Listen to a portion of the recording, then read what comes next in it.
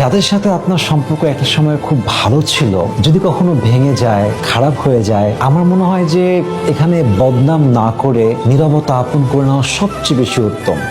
Let's go with grace, not bad feelings.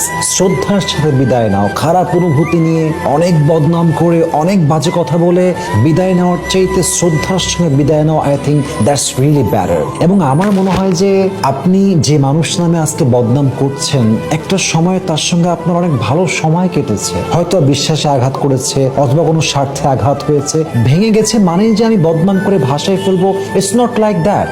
Sometimes silence speaks louder than revenge. মাঝে মাঝে নীরবতা খুব বেশি জড়ো হয় প্রতিশোধের চাইতে। অতএব যেখানে সম্পর্কটার সময় খুব ভালো ছিল, ওখান থেকে বের হয়ে আসা মানেই বদনাম করে ভাসিয়ে দেওয়া নয়, বাজে কথা বলে এটাকে আরো কাদা ছোড়াছড়ি নয়, বরং চুপচাপ ভদ্রতার সাথে, আদবের সাথে, ভালোবাসার সাথে, নীরবতার সাথে বের হয়ে আসেন। দেখবেন বাকি জীবনটা আপনি একটা পিসফুল লাইফ কাটাবেন ইনশাআল্লাহ তাআলা।